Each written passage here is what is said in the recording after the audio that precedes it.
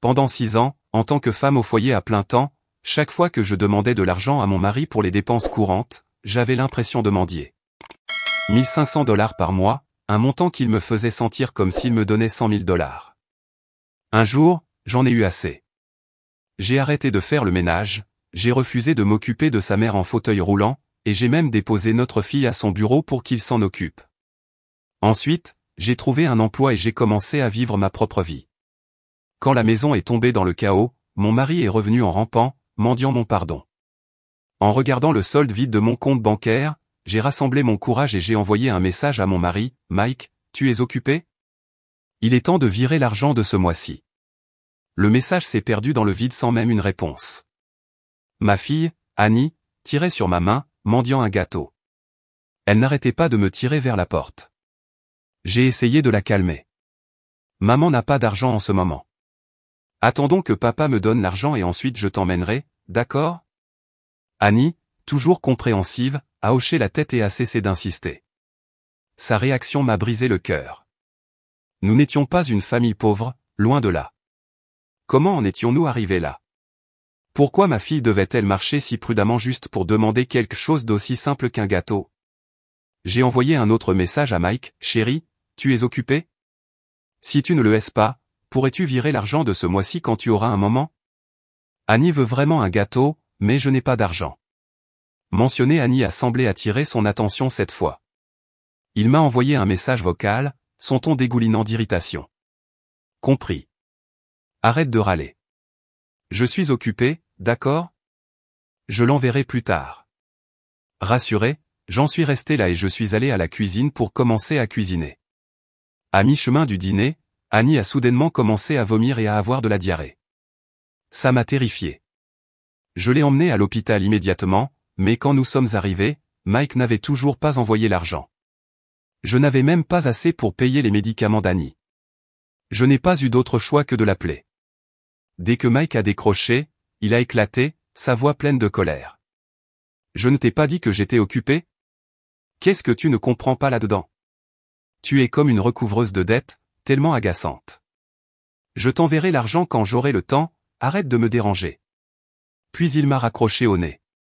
Je suis resté là, sous le choc, mon téléphone toujours collé à l'oreille. Une vague de frustration et d'impuissance m'a submergé, et les larmes ont commencé à couler sur mon visage. Comment ma vie en était-elle arrivée là? J'ai repensé à la première fois que j'ai rencontré Mike. Nous avions été présentés par des amis communs, et ce fut le coup de foudre. À l'époque, la carrière de Mike venait juste de décoller. Nous nous sommes mariés rapidement et nous avons emménagé chez sa mère, Suzanne. Suzanne était en fauteuil roulant depuis des années. Son état avait rendu son humeur volatile, et la plupart des femmes de ménage ne supportaient pas de travailler pour elle. Mike, concentré sur l'avancement de sa carrière, m'avait demandé de quitter mon emploi et de devenir femme au foyer à plein temps. De cette façon, je pourrais gérer la maison et m'occuper de sa mère. Il m'avait promis que si je restais à la maison, il me donnerait la totalité de son salaire, faisant de moi la véritable maîtresse de maison. Au début, il a tenu sa promesse. Il me remettait sa paye chaque mois sans faute. Mais avec le temps, il a commencé à trouver des excuses. Il avait besoin d'argent pour des divertissements professionnels, pour entretenir des relations avec ses supérieurs, et ainsi de suite. Finalement, il a repris sa carte de salaire. À partir de là, il ne me virait que quelques milliers chaque mois pour les dépenses du ménage. Au début, c'était 4 000 ou 5 000 $, puis c'est tombé à 3 000. Finalement, ça a diminué jusqu'à 1500 $. Maintenant, même avec une allocation aussi faible, il retardait le virement de l'argent, comme aujourd'hui. Je lui avais déjà demandé 2 fois et il ne l'avait toujours pas envoyé. Sans ces 1500 $, j'étais totalement impuissante. Je ne pouvais même pas payer les médicaments de mon enfant. J'ai avalé ma fierté et j'ai emprunté quelques centaines à une amie pour couvrir l'urgence. Quand je suis rentré à la maison, Mike n'était pas encore de retour, mais sa mère, Suzanne, qui avait fait la sieste tout l'après-midi, était bien réveillée et furieuse. Dès qu'elle m'a entendu entrer, sa voix a résonné dans toute la maison, perçante et cinglante. « Femme inutile, où étais-tu? Viens ici et occupe-toi de moi. » En avalant ma frustration, j'ai aidé Suzanne à sortir du lit et à s'installer dans son fauteuil roulant, puis je l'ai roulée dans le salon. Elle a jeté un coup d'œil autour d'elle, remarquant la maison vide, et sa colère s'est ravivée. Il est si tard et tu n'as pas préparé le dîner? Qu'est-ce que tu fais exactement? Mike va bientôt rentrer à la maison, tu comptes le laisser mourir de faim? Tout ce que tu fais, c'est pas rester ici.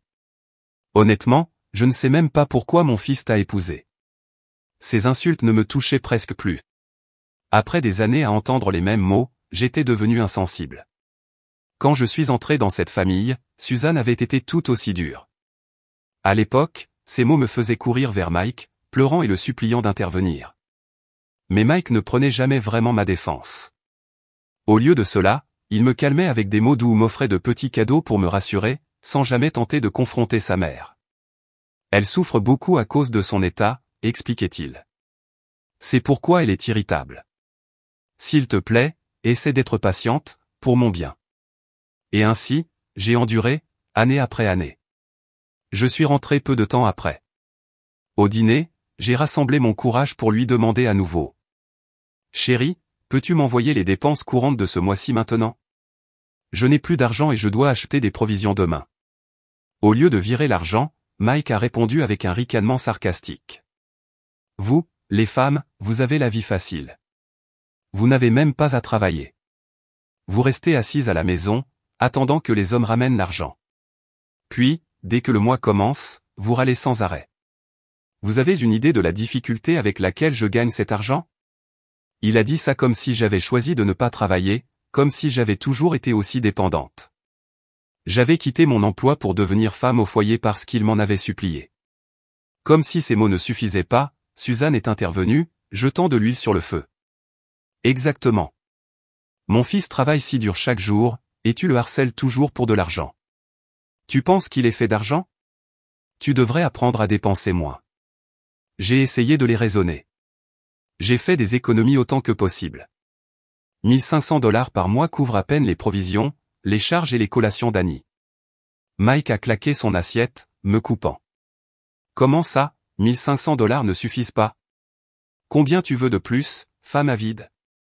Chaque mot était comme un poignard, chaque coup plus profond que le précédent. Au début, j'ai pensé que je pouvais laisser passer, juste endurer comme toujours. Mais ensuite, Suzanne a dépassé les bornes.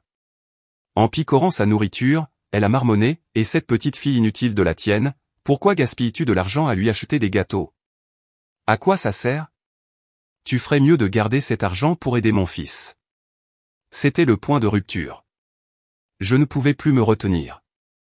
Assez, ai-je crié, claquant mon assiette à l'envers sur la table.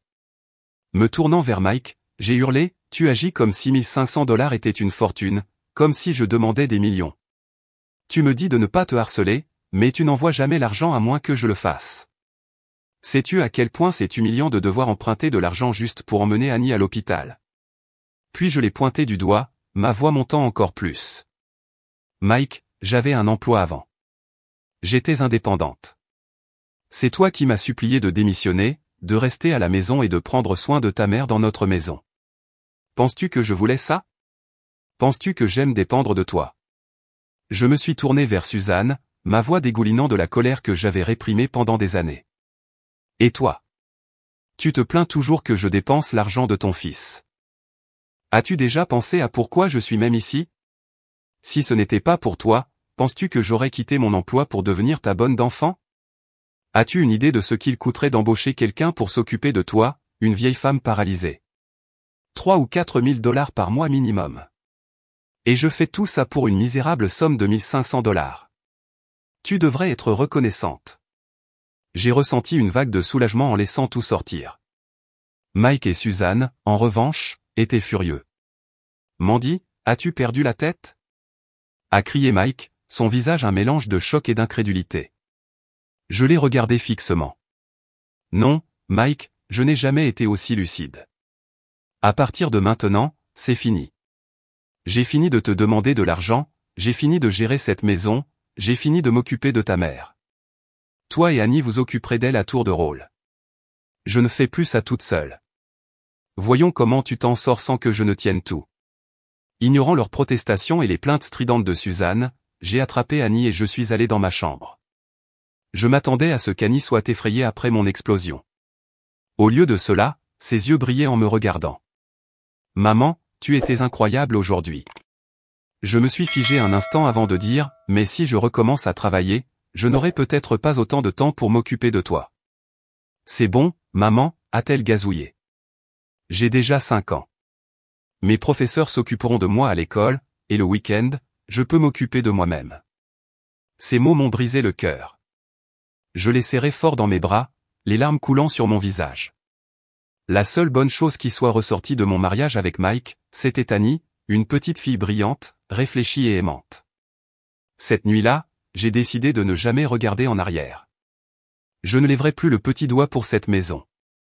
Je pensais que Mike et Suzanne dureraient 3 jours sans moi. Il s'est avéré que je les avais surestimés. Ils n'ont même pas tenu la nuit. À 22 heures, je venais de coucher Annie quand Mike est venu me chercher. Il semblait maladroit, me tendant un chèque. Voici l'argent de ce mois-ci. Aussi, ma mère a eu un accident, peux-tu aller nettoyer?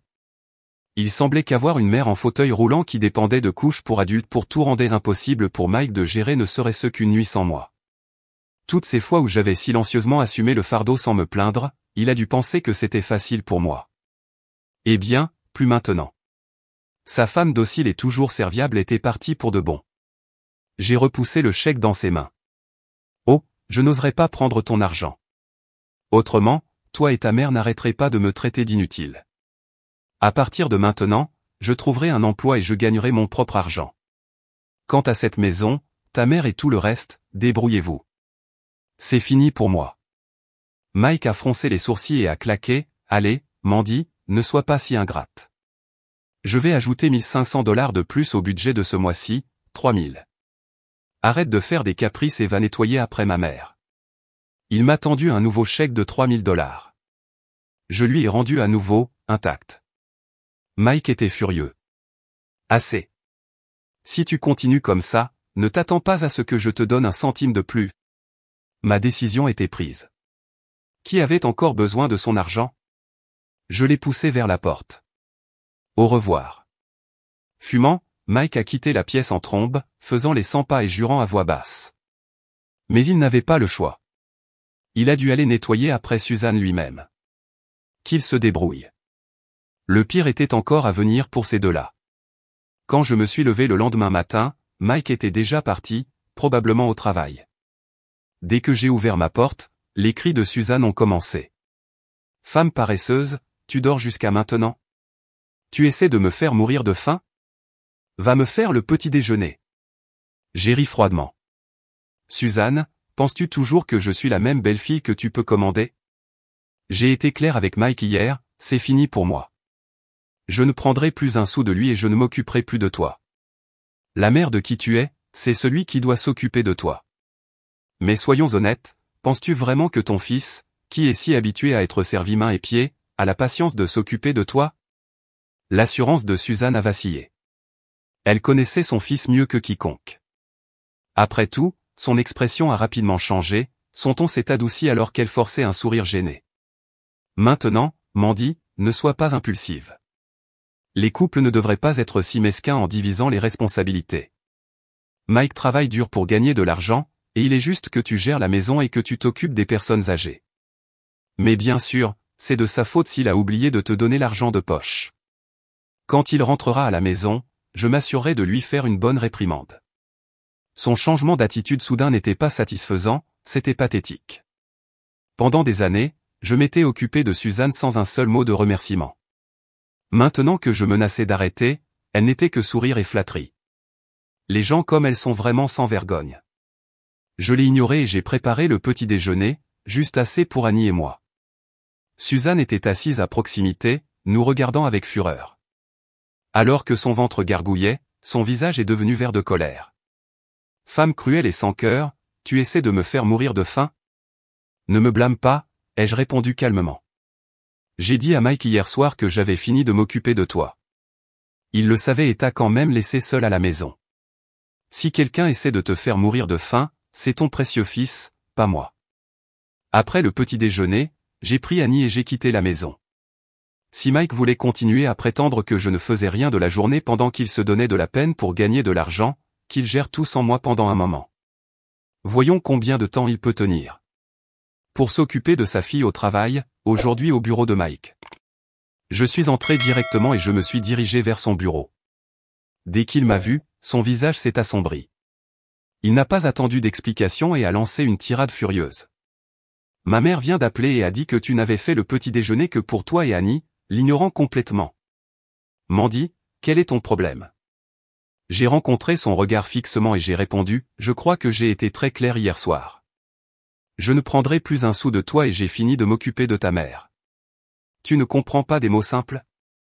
Mike, manifestement conscient de ses collègues à proximité, a baissé la voix mais n'a pas pu cacher son irritation.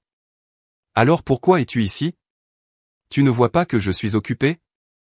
Oh, donc seulement toi as le droit d'être occupé? Laisse-moi te dire, Mike, je suis occupé aussi. Je suis occupé à chercher un emploi. Comme nous nous dirigeons vers un mariage en partenariat égal, il est juste que nous partagions les responsabilités parentales de manière égale. Je ne te dois rien. J'ai pris soin d'Annie hier, aujourd'hui elle est toute à toi. Comme sur commande, Annie a lâché ma main et a couru vers Mike. Papa, c'est ton tour de t'occuper de moi aujourd'hui. Maman a besoin d'une pause. Le visage de Mike a rougi de frustration. Mandy, tu es folle? Qu'est-ce que tu attends de moi? Emmener un enfant au travail? À quoi ça ressemble? C'est à toi de trouver une solution, ai-je dit fermement, repoussant sa tentative de saisir mon bras alors que je me retournais et sortais par la porte. Après avoir quitté le bureau de Mike, je suis allé directement dans une agence de placement domestique pour chercher un emploi. Mes qualifications n'étaient rien de spécial, et des années en tant que femme au foyer à plein temps m'avaient déconnecté du monde professionnel. À mon âge, il était peu probable qu'un emploi en entreprise me considère même. Mais le ménage? C'était mon point fort. À ma grande surprise, j'ai réussi 2 entretiens. Les 2 agences étaient impressionnées par mes compétences et m'ont assuré qu'elles me contacteraient pour des missions d'essai dès qu'une famille appropriée aurait besoin d'aide. En sortant de ces entretiens, j'ai ressenti un sentiment renouvelé d'espoir pour l'avenir. Si je devais faire le ménage de toute façon, autant le faire pour des gens qui l'appréciaient. Au moins, je gagnerais ma paye sans avoir à subir l'indignité d'être traité de paresseuse ou d'inutile. Alors que j'étais pleine d'optimisme, mon téléphone a sonné. C'était Annie, et elle pleurait. Ses reniflements et sa voix tremblante m'ont brisé le cœur. Qu'est-ce qui ne va pas, chérie? Ne pleure pas, prends ton temps et dis à maman ce qui s'est passé. Maman, papa s'est fait gronder par son patron parce qu'il m'a emmené au travail. Puis papa m'a jeté dehors du bureau. Il n'y a personne ici. Je sais, j'ai si peur. Quoi? Ce salaud de Mike avait abandonné notre fille juste parce qu'il ne pouvait pas gérer les conséquences de ses propres actions? Paniqué, je me suis précipité pour la retrouver. Quand j'ai enfin trouvé Annie, saine et sauve mais effrayée, j'ai poussé un soupir de soulagement. Son visage strié de larmes me donnait envie de la prendre dans mes bras et de la réconforter, mais je me suis retenu. Si je cédais maintenant, Mike n'utiliserait cette tactique que pour me manipuler à l'avenir. Une idée a germé dans mon esprit, une façon de donner une leçon à Mike qu'il n'oublierait pas. Me calmant, j'ai composé le numéro de la police. Allô, agent, je voudrais signaler un cas d'abandon d'enfant. Pourriez-vous venir immédiatement? La mention d'un enfant abandonné a suscité une réponse rapide. Les agents sont arrivés sur les lieux en un rien de temps. Une gentille officière a réconforté Annie doucement, la calmant. En utilisant les informations fournies par Annie, ils ont rapidement identifié Mike comme son père. Lorsque la police s'est présentée au bureau de Mike, il a été complètement pris au dépourvu. Son visage est devenu pâle et il a bégayé, c'est un malentendu. Comment pourrais-je abandonner ma propre fille? Elle était juste vilaine, alors je l'ai laissée dehors pour qu'elle réfléchisse un peu.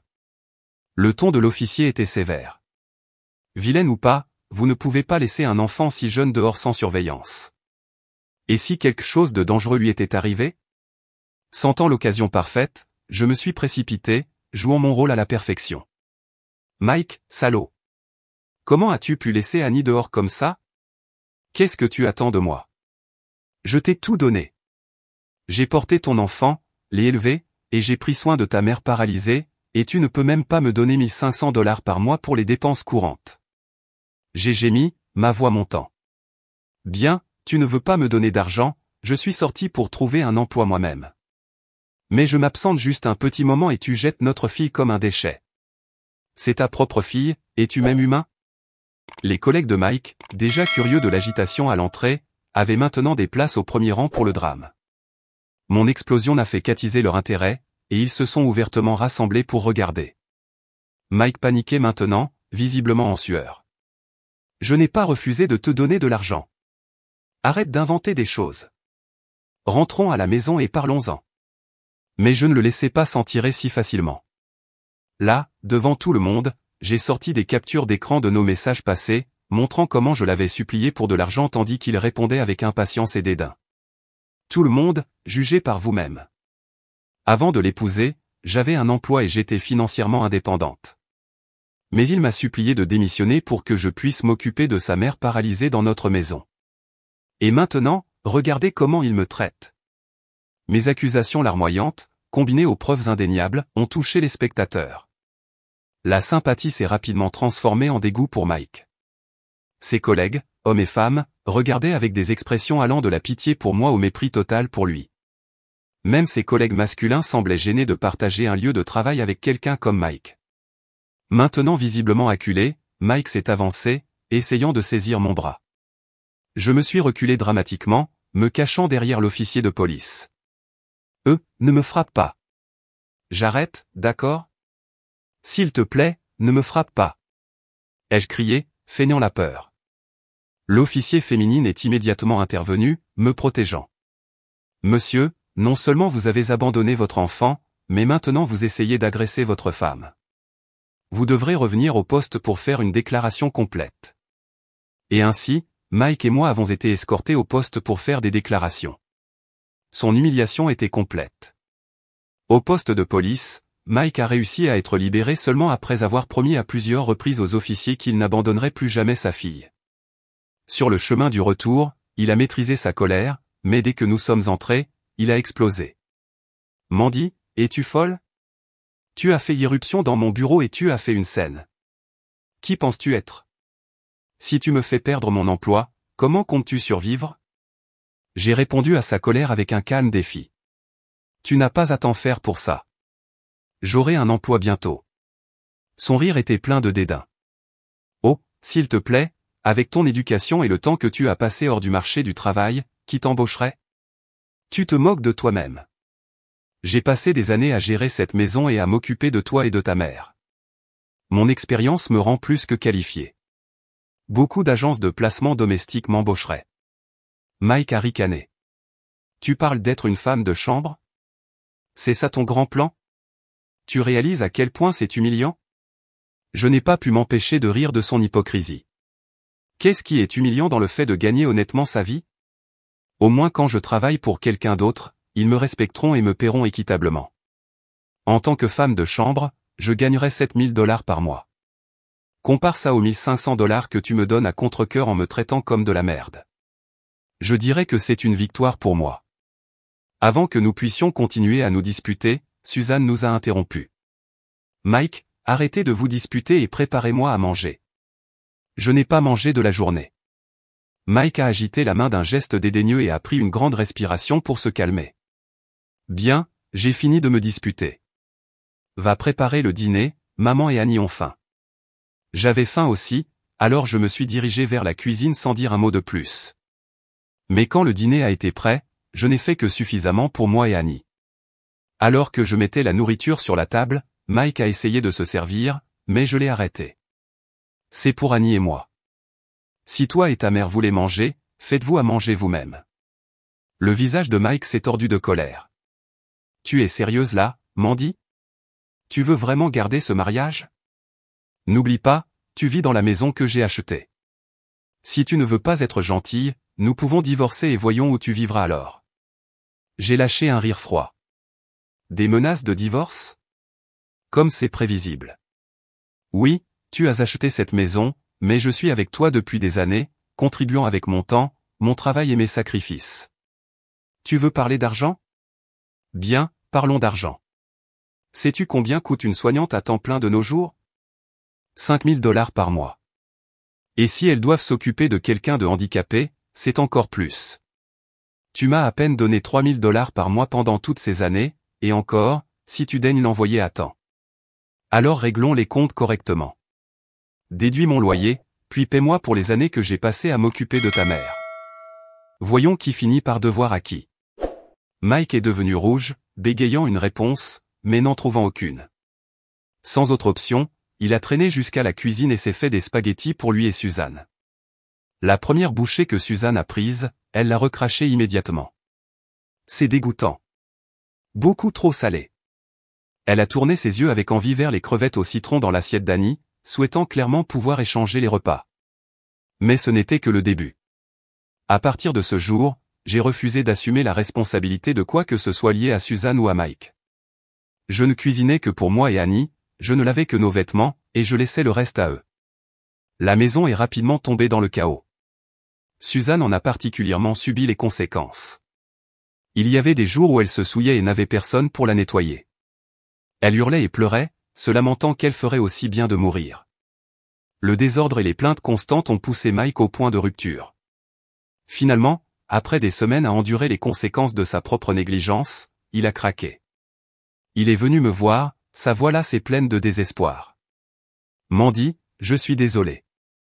S'il te plaît, réglons ça. Quand Suzanne a eu un autre incident, fuyant sur son lit pendant que Mike était en pleine vidéoconférence, la maison est redevenue chaotique. Malgré ses efforts pour maintenir son professionnalisme, les cris incessants de Suzanne, se plaignant de son état et exigeant une attention immédiate, ont perturbé toute la réunion. Après avoir terminé l'appel, Mike a finalement craqué. Il est venu me voir, les larmes coulant sur son visage, son ton pitoyable. Je suis désolé, chérie. Je sais que j'ai eu tort. Tu as travaillé si dur pour prendre soin de cette famille et je n'aurais pas dû te traiter comme ça. S'il te plaît, pardonne-moi, juste cette fois. À partir de maintenant, je t'enverrai l'argent de poche à temps. Je vais même le porter à 3000, non, attends, 4000 $ par mois. Qu'en penses-tu? Si cela avait été dans le passé, j'aurais peut-être cédé. Mais non, je n'avais plus besoin de lui. L'agence de placement domestique m'avait déjà trouvé un emploi. Une famille cherchait une soignante pour s'occuper de leur mère, une femme double amputée avec un tempérament difficile. Le poste payait 7000 $ par mois. Tempérament? Ce n'était pas un problème pour moi. Après des années à gérer Suzanne, je pouvais m'occuper de n'importe qui. Ils avaient été impressionnés par mon expérience en matière de soins à un membre de la famille paralysé et m'avaient recommandé à la famille. L'emploi commençait le lendemain. J'ai regardé Mike et j'ai souri. 4000 $? Qui essaies-tu de duper? Mike a paniqué, changeant rapidement de tactique. Bien. Je te remettrai la totalité de ma paye chaque mois. On peut revenir à avant, d'accord? Non. Sa voix tremblait. Pourquoi pas? Je n'ai pas pu m'empêcher de rire, élevant la voix juste assez pour que Suzanne puisse l'entendre de l'autre pièce. J'ai un nouvel emploi maintenant. À partir de demain, je serai soignante à domicile pour une femme double amputée. Devine combien il me paie? 7000 $ par mois. Mike a ricané, son incrédulité inscrite sur tout son visage. 7000 $ pour une femme de chambre? Tu te moques de moi. Tu te fais arnaquer. Oh, ce n'est pas une arnaque. Le salaire est élevé parce que leur mère a un tempérament terrible et a fait fuir toutes les autres soignantes qu'ils ont essayé d'embaucher. Mais je ne m'inquiète pas. Le tempérament de personne ne pourrait être pire que celui de ta mère. En entendant cela, Suzanne, qui espionnait depuis sa chambre, s'est roulée en fauteuil roulant dans le salon, le visage pâle de panique. Tu pars pour être la femme de chambre de quelqu'un d'autre? Et moi? Je l'ai regardé droit dans les yeux, ma voix dégoulinant de sarcasme. Eh bien, tu pourrais toujours demander à ton précieux fils d'embaucher une soignante pour toi. Mais s'occuper de quelqu'un avec ta personnalité? Ça va coûter au moins 10 000 $ par mois. Autrement, qui accepterait le travail? J'ai regardé Mike de manière significative, mes mots tranchant dans l'air. Mais étant donné que ton fils ne gagne que 5 000 $ par mois, embaucher de l'aide ne laisserait plus d'argent pour autre chose. Je suppose que tu mangeras de l'air pour le dîner. Le visage de Mike est devenu cramoisi de rage. Bien, Mandy, tu veux vivre comme ça? Alors sors de ma maison. Soit tu paies un loyer, soit tu fais tes bagages. L'audace. Encore à essayer de me harceler après tout ça. Sans broncher, J'ai sorti mon téléphone et j'ai enregistré un message vocal pour ma nouvelle employeuse. Bonjour, mademoiselle Lucie, j'ai réfléchi à votre offre de vivre sur place et de fournir des soins 24 heures sur 24, 7 jours sur 7 à votre mère. J'ai décidé que ça me convenait et je peux emménager à partir de demain. Mademoiselle Lucie a répondu presque instantanément, sa voix pleine de gratitude. Mandy, merci beaucoup. Vous êtes une sauveuse. Trouver de l'aide à domicile a été presque impossible car tout le monde privilégie sa propre famille. Puisque vous êtes prête à rester, nous ajouterons $500 de plus à votre paye mensuelle. J'ai répondu gentiment, merci, mademoiselle Lucie. À demain. Raccrochant, je me suis tourné vers Mike et Suzanne avec un sourire narquois. Vous voyez? Certaines personnes apprécient mon travail et sont même prêtes à me payer plus. Honnêtement, je devrais te remercier, Suzanne. Sans des années d'abus verbaux et de dédain, je n'aurais jamais eu la peau si dure pour réussir dans ce nouvel emploi. Mike et Suzanne sont restés là sans voix, leur visage un mélange de colère et d'incrédulité. Suzanne, ne voulant pas admettre sa défaite, a claqué, Mike, engage une femme de chambre pour moi. Je refuse de croire que nous ne pouvons pas trouver quelqu'un de mieux qu'elle. Après que tout soit tombé en morceaux, j'ai fait mes affaires, pris Annie avec moi et quitté la maison. Suzanne a d'abord essayé de manipuler Mike pour qu'il utilise Annie pour me maintenir attaché, mais après l'incident de la police, Mike avait appris sa leçon. Il savait qu'il ne fallait plus utiliser Annie comme levier. Lorsque j'ai informé ma nouvelle employeuse de ma situation, y compris le fait que j'avais besoin de m'occuper de mon enfant, elle a été incroyablement compréhensive. Elle a accepté que je puisse amener Annie avec moi pour vivre à la maison, à condition qu'Annie ne perturbe pas les tâches de soignante. Pour montrer ma gratitude, j'ai proposé de renoncer à l'augmentation supplémentaire de $500 qu'elle avait promise pour ma situation de vie, déclarant qu'avoir un endroit stable où vivre avec ma fille suffisait. Ainsi, Annie et moi nous sommes installés dans une nouvelle routine paisible. Pendant ce temps, chez Suzanne, les choses étaient chaotiques, c'est le moins qu'on puisse dire. Ma voisine, qui était devenue mes yeux et mes oreilles sur la situation, me tenait régulièrement au courant de rapports amusants sur les luttes en cours de Mike et Suzanne. Mike, désespéré, avait engagé une femme de chambre bon marché pour s'occuper de Suzanne. Au début, les choses semblaient bien se passer, mais connaissant Suzanne comme je la connaissais, je savais que cela ne durerait pas. Effectivement, Suzanne a rapidement commencé à critiquer le travail de la femme de chambre, se plaignant de la cuisine, critiquant la façon dont on s'occupait d'elle, et faisant des remarques passives-agressives. Il n'a pas fallu longtemps à la femme de chambre pour atteindre son point de rupture et démissionner. Mike a été contraint d'embaucher une autre soignante, plus expérimentée et mieux payée. Mais comme le savent tous ceux qui travaillent dans ce domaine, il n'est pas nécessaire d'endurer les abus quand on peut facilement trouver un autre emploi ailleurs. La deuxième soignante n'a pas duré beaucoup plus longtemps que la première. Mike, déjà submergé par les exigences de sa carrière pendant une phase de croissance critique, ne pouvait pas supporter le stress supplémentaire de gérer les plaintes constantes de Suzanne. Finalement, il a craqué. Quand la deuxième soignante a démissionné et que Suzanne l'a critiqué pour être inutile à trouver quelqu'un de compétent, Mike est rentré à la maison après le travail et s'est déchaîné sur elle. Pour la première fois, il a blâmé Suzanne directement. Tout est de ta faute. Si tu n'avais pas traité Mandy si horriblement, elle ne serait pas partie et nous ne serions pas dans ce pétrin. En entendant cela de ma voisine, j'ai levé les yeux au ciel.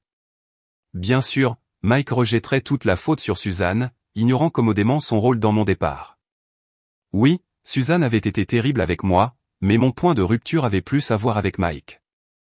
J'avais sacrifié ma carrière et mon indépendance pour le soutenir, lui et sa famille, seulement pour être traité avec dédain et devoir mendier même le moindre soutien financier. Attribuer mon départ uniquement à Suzanne était une leçon de maîtrise dans l'art d'éviter la responsabilité. Alors que je savourais ce drame de loin, j'ai réalisé qu'il n'y avait rien de tel que d'en être témoin en personne. Alors, à la fin du mois, j'ai décidé de prendre un jour de congé et de rendre visite à Suzanne. Pas pour aider, bien sûr, juste pour prendre des nouvelles. Je voulais voir comment elle mangeait, si elle dormait bien, et comment elle se débrouillait sans moi. Après tout, qui de mieux que moi pour évaluer les conséquences de ses choix? À la fin du mois, j'ai enfilé une tenue soigneusement choisie, appliqué un maquillage impeccable et suis retourné à la maison. En entrant, j'ai trouvé Suzanne engagée dans une nouvelle dispute avec sa troisième femme de chambre engagée. La femme de chambre, une femme d'une 50aine d'années et à peu près du même âge que Suzanne, se faisait réprimander. Suzanne pointait du doigt la femme de chambre, l'insultant de prendre ses gages sans travailler correctement. Tu n'es qu'une profiteuse inutile. Je demande de l'eau et tu mets une éternité à la porter. Quel genre de femme de chambre es-tu? Tu devrais plutôt être l'employeuse, sale sangsue. Quand Suzanne m'a vu entrer, son ton a brusquement changé. Oh, Mandy, enfin tu es là. Regarde cette femme de chambre. Comparée à toi, tu étais la belle-fille parfaite. Tu pouvais dire quand j'avais besoin d'être juste en me regardant. Si je levais RSE que la main, tu savais que je devais me lever. Et celle-ci, je n'arrive même pas à avoir un simple verre d'eau sans me disputer. Ces mots étaient vils, et la femme de chambre en avait assez. Comment osez-vous? Maintenant vous vous souvenez à quel point votre belle-fille était gentille? J'ai beaucoup entendu parler de vous par vos voisins, ils ont dit que vous l'aviez traitée comme de la merde même si elle se donnait de la peine pour vous. Vous ne méritez pas une bonne aide. Vous l'avez chassée et maintenant vous êtes coincé avec des gens comme moi. Et devinez quoi? Je pars aussi. Pour 2000 $ par mois, vous pensez que je vais vous laisser m'abuser comme ça? Continuez à rêver. La femme de chambre a arraché son tablier, l'a jeté sur Suzanne et est sortie de la maison en trombe. Suzanne est restée furieuse, de la vapeur sortant pratiquement de ses oreilles. Mais avec la femme de chambre partie, elle n'avait personne d'autre sur qui se déchaîner que moi. Elle a laissé couler ses larmes et a commencé à gémir. Mandy, ces jours sans toi ont été une misère pure. Ces femmes de chambre sont si cruelles. Elles prennent mon argent mais refusent de s'occuper de moi correctement. J'y ai réfléchi et tu étais la meilleure. Je sais que j'avais tort, s'il te plaît, reviens. Je te traiterai mieux, je le promets. En entendant cela, j'ai ressenti une douleur profonde dans la poitrine, mais pas par pitié. Comment ai-je pu me laisser réduire à cela? Pendant des années, je me suis laissé humilier, insulter et prendre pour acquise par une femme qui pouvait à peine bouger sans mon aide. Si je m'étais défendu plus tôt, si j'avais démissionné quand les choses sont devenues insupportables pour la première fois, Suzanne ou Mike auraient-ils osé me traiter de cette façon? Bien sûr que non. J'ai réalisé maintenant que c'était mon propre manque de respect de moi-même qui avait donné à ces gens le pouvoir de me maltraiter. Ignorant les supplications de Suzanne, je suis allé directement dans ma chambre et j'ai commencé à emballer les affaires restantes pour Annie et moi. Cette maison ne serait plus jamais ma maison. Une fois que nous aurions entièrement déménagé, je prévoyais de demander le divorce. Je devais couper les liens avec Mike et Suzanne complètement et repartir à zéro. Suzanne a dû sentir mes intentions car sa panique a augmenté. Qu'est-ce que tu fais? Où vas-tu? Tu vas simplement abandonner ton mari et moi. Je n'ai pas répondu. J'ai simplement continué à emballer. Mon silence l'a mise dans une crise de rage. Je le savais. Tu es une femme égoïste. Tu préfères t'occuper d'étrangers plutôt que de ta propre famille. Sorcière sans cœur. Je vais te poursuivre en justice pour abandon de famille. Ça y est. Je ne pouvais plus me retenir. Me poursuivre en justice? Vas-y. Voyons ce que le tribunal en pense.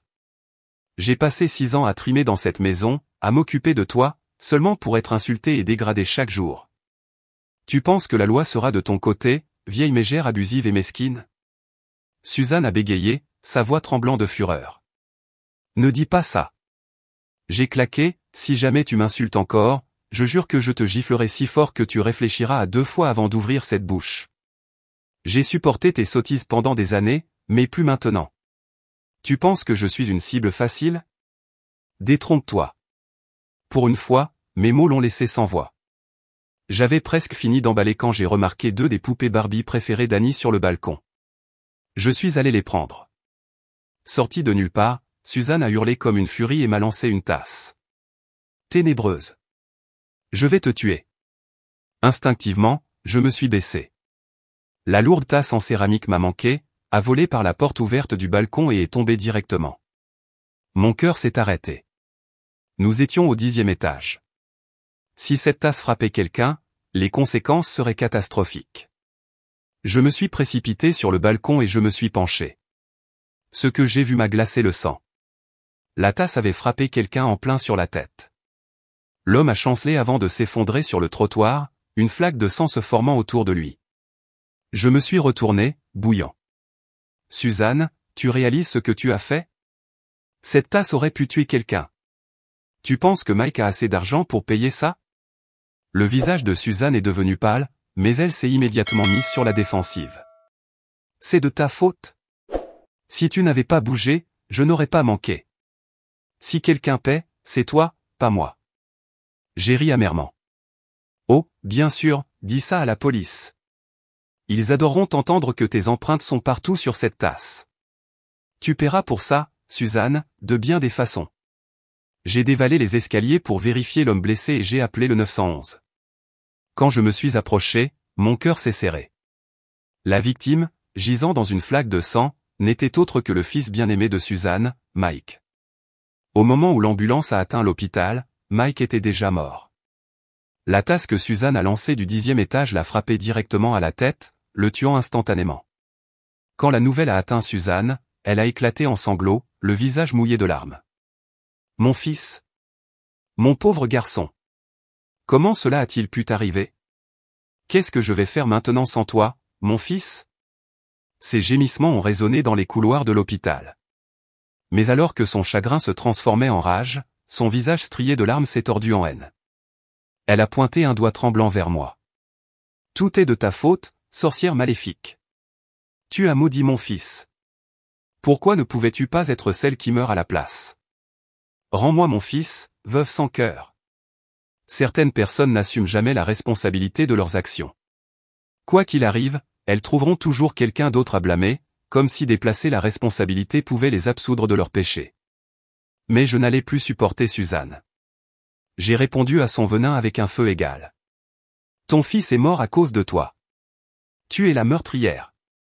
Celle qui aurait dû mourir, c'est toi, vieille mégère vile et haineuse. Pendant un bref instant, j'ai compris pourquoi Suzanne utilisait toujours un langage si cruel et venimeux. Ça faisait du bien de laisser sortir la haine, de riposter à quelqu'un qui avait rendu votre vie misérable. Mais s'attarder sur la haine ne résout rien. Les gens doivent apprendre à s'arrêter et à ne pas laisser leur vie être consumée par l'amertume. Après avoir fait mon point, je n'ai pas donné une autre seconde de mon temps à Suzanne. Je me suis retourné et je suis parti. Après tout, j'avais des choses plus importantes à faire, comme me préparer à hériter des biens de Mike. Après que Suzanne ait accidentellement tué Mike, j'ai signalé l'incident à la police. Cependant, étant donné son état, paralysée de la taille, même si elle était reconnue coupable, elle ne purgerait sa peine qu'en dehors de la prison. Poursuivre l'affaire semblait dénué de sens, alors j'ai décidé de laisser tomber. Mike était parti, et je n'avais aucune intention de m'occuper de Suzanne plus longtemps. Même si elle a hérité d'une partie des biens de Mike, je savais que sa vie serait loin d'être facile. Quant aux biens, l'héritage a été partagé entre nous trois, Annie, Suzanne et moi, en tant que bénéficiaires de premier rang. Pour éviter les disputes, nous avons tout divisé selon les pourcentages légaux d'héritage. J'ai laissé la maison à Suzanne, remplissant mes devoirs de veuve de Mike et lui montrant le dernier signe de gentillesse que j'avais. Mais connaissant Suzanne, j'étais certaine qu'être une femme paralysée riche ferait d'elle une cible facile pour les proches opportunistes. Sans surprise, elle a rapidement attiré des membres de sa famille maternelle, attirés par la perspective de son héritage. Ce n'était plus mon problème. Je voulais seulement me concentrer sur l'éducation d'Annie et construire une vie stable pour nous. Des années plus tard, j'ai appris le décès de Suzanne. Au début, je n'avais pas l'intention de m'occuper de ses funérailles. Cependant, j'ai appris qu'elle avait laissé une partie de son héritage à Annie, alors je suis retourné à contre-cœur pour m'occuper des choses. C'est là que j'ai découvert ce qu'avait été sa vie dans ces dernières années. Après mon départ, Suzanne a eu du mal sans personne pour s'occuper d'elle. Méfiante de l'aide extérieure et paranoïaque à l'idée de protéger sa richesse, elle s'est tournée vers un neveu de sa famille maternelle. Elle lui a proposé un marché, s'il s'occupait d'elle jusqu'à sa mort, elle lui laisserait la maison. Le neveu a accepté et s'est installé avec sa femme et ses enfants. Ils ont même engagé un avocat pour officialiser l'arrangement. Au début, les choses se sont bien passées. Le neveu s'occupait sincèrement de Suzanne et a tenu sa promesse. Mais la personnalité abrasive de Suzanne était quelque chose qu'elle ne pouvait jamais changer. Rapidement, des conflits ont éclaté entre elle et la femme du neveu. Contrairement à Mike, le neveu de Suzanne n'était pas du genre à tolérer que sa femme soit méprisée. Naturellement, il a pris le parti de sa femme, et il n'a pas fallu longtemps à la famille pour commencer à maltraiter Suzanne. Il ne se souciait pas de son bien-être et voulait seulement qu'elle parte le plus rapidement possible afin qu'il puisse hériter de la maison. Ce qu'il n'attendait pas, c'est que Suzanne avait un plan à elle. Dans leur dos, elle a contacté son avocat et a modifié son testament, laissant la maison à Annie au lieu de son neveu. Quand Suzanne est finalement décédée, le neveu était furieux. Il a tenté de contester le testament, mais j'ai immédiatement impliqué la police pour garantir le respect de la loi. Avec un testament valide en place, il n'y avait pas de place pour la dispute. Le neveu de Suzanne n'a pas eu d'autre choix que d'accepter le résultat. J'ai rapidement organisé les funérailles de Suzanne et je n'ai pas perdu de temps à vendre la maison. Avec l'argent de la vente, j'ai pris Annie et je suis parti pour de bon. Le neveu et sa famille pouvaient fumer autant qu'ils voulaient, mais ils ne pouvaient rien faire. Certains ont dit que Suzanne devait avoir une lueur de conscience pour laisser la maison à Annie à la fin. Mais je savais mieux. Suzanne ne se souciait jamais d'Annie ou de moi. Elle nous a méprisés toute sa vie. Sa décision n'était pas de la gentillesse, c'était de la malice. Elle préférait que la maison revienne à Annie plutôt que de laisser son neveu abusif profiter de sa mort. Si Suzanne s'était vraiment souciée d'Annie, elle aurait utilisé la maison comme levier pour me forcer à m'occuper d'elle dans ces dernières années. En fin de compte, cependant, sa vengeance mesquine a fonctionné en notre faveur. Sa famille s'est déchirée, mais la maison est revenue à Annie. C'est drôle comment la vie fonctionne parfois. Il semble que l'univers favorise vraiment ceux qui essaient de faire le bien.